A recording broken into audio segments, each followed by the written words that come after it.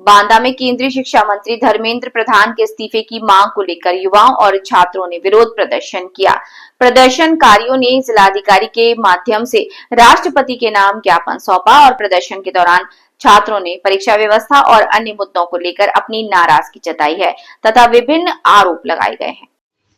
बांदा में युवाओं ने भाजपा सरकार के खिलाफ नारेबाजी करते हुए केंद्रीय शिक्षा मंत्री धर्मेंद्र प्रधान के इस्तीफे की मांग उठाई।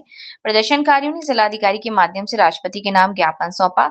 छात्रों का आरोप है कि प्रतियोगी परीक्षाओं के संचालन में लगातार अनियमितताएं देखने को मिल रही हैं और इससे युवाओं का भविष्य प्रभावित हो रहा है। प्रदर्शन कर रहे छात्रों ने ये भी आरोप लगाया कि दिल्ली के जंतर मंतर पर आंदोलन कर रहे सोनम वांगचुक को असंवैधानिक तरीके से हिरासत में लिया। प्रदर्शनकारियों ने इसे लोकतांत्रिक अधिकारों का उल्लंघन बताते हुए सरकार से कार्यवाही पर पुनर्विचार करने की मांग की। प्रदर्शन के दौरान छात्रों ने चेतावनी दी कि यदि उनकी मांगों पर जल्द ध्यान नहीं दिया और आंदोलन से जुड़े मुद्दों का समाधान नहीं हुआ तो वे आगे भी लोकतांत्रिक तरीके से अपना विरोध जारी रखेंगे। फिलहाल छात्रों का ज्ञापन प्रशासन ने स्वीकार कर लिया है। अब इस मामले में शासन स्तर पर क्या निर्णय लिया जाता है, इस पर सभी की नजरें टिकी हैं। कैमरामैन के साथ शुभम सिंह, इन 24 लाइव, बांदा। मैं आपको और किस तरह का प्रदर्शन कर रहे हैं? मेरा अदिता सिंह नाम है। हम एजुकेशन के लिए प्रोटेस्ट कर रहे हैं। हमको हिंसा से मतलब कि ये सब चीजें नहीं कर रहे हैं। हम लोग पीसफुली प्रोटेक्शन कर रहे हैं। हमें सिर्फ ये मतलब है कि अगर धर्मेंद्र प्रधान जी अपना मंत्रालय नहीं संभाल पा रहे हैं, शिक्षा मंत्रालय, तो उन्हें इस्तीफा दे देना चाहिए। हम लोग सोनम वांगचुक सर के सपोर्ट में, हमें उनसे मतलब नहीं है कि वो किस पार्टी के हैं या किस पार्टी के नहीं है।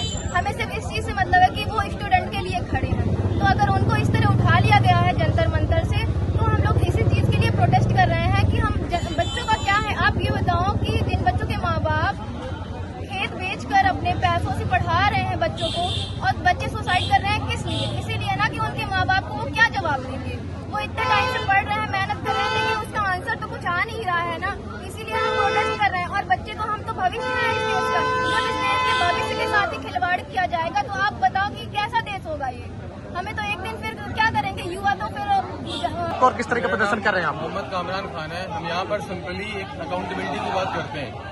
कॉन्स्टिट्यूशन अगर हमने पढ़ा रखा है तो आर्टिकल 75 भी साफ साफ बोलता है कि हमारी जो कार्यपालिका है, एग्जीक्यूटिव है, दैट विल बी रिस्पॉन्सिबल हमारी विधायिका के प्रति। विधायिका में हमारे चुने हुए लोग हैं। तो हम सिंपल सी बात कर रहे हैं, we the people of India संविधान की प्रस्तावना से स्टार्ट होता है। हम भारत के लोग भारत को संप्रभु राष्ट्र बनाते हैं। इसका मतलब क्या हुआ कि वी विल डिसाइड। हमने आपको चुना है, आप नहीं काम कर पा रहे हो, हम आपसे पूछेंगे और आपको अकाउंटेबल होना पड़ेगा। आपको बताना पड़ेगा कि क्यों हुआ।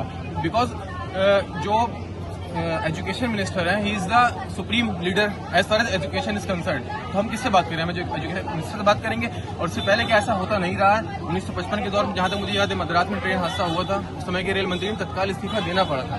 तो लोकतंत्र में जवाबदेहिता साथ साथ ही चलेगी। आप इन दो चीजों को अलग नहीं कर सकते। अगर India is a democracy, we claim that we are a democratic nation, we have to be accountable. क्या नाम है आपका और आज किस तरह का प्रदर्शन आप लोग कर रहे हैं? सर, मेरा नाम पवन कुमार है और मैं सबसे पहले पत्रकार बंधु को बहुत बहुत धन्यवाद देता हूँ कि हमारे जो ये मूवमेंट था, पेपर लीक की वजह से हमने प्रोटेस्ट किया है, तो इसको आपने कवर किया।